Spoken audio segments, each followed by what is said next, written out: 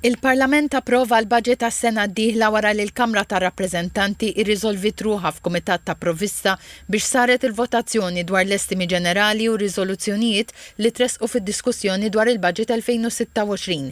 Il-budget 2026 ġie approvat wara li fl-istadju tat-tielet qari 38 deputat tal-Gvern ivvotaw favur waqt li 33 deputat tal-Oppożizzjoni votaw kontra.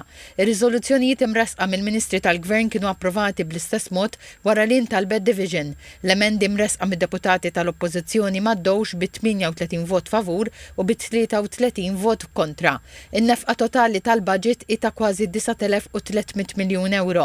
L-ikbar nefqiet se jmorru għall-Ministeru tal-Politika Soċjali u Drittijiet tat-Tfal b'nefqa ta' kważi 2,559 miljun euro, għall-Ministeru tas-Saħħa u l-Anzjanità Attiva b'iktar minn 1,684 miljun euro, il-Ministeru għall-Edukazzjoni, Sports, Żgħażagħ u l-Innovazzjoni bi kważi 1,200 miljun euro.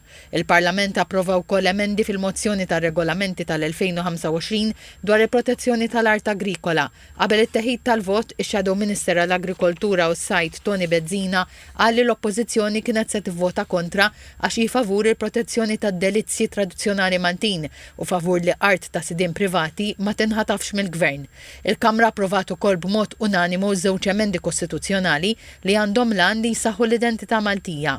B'dawn l-emendi kostituzzjonali jum l-innu Malti u Belt Valletta issa tnaqxu fl-ola liġi ta' Malta, il-Kostituzzjoni.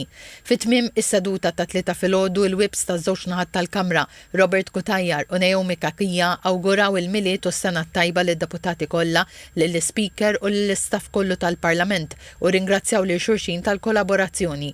L-Speaker Angelo Farrugia irreċiproka l-awguri u l-Kamra ġiet aġġornata għall-14 ta' Jannar wara nofsinhar.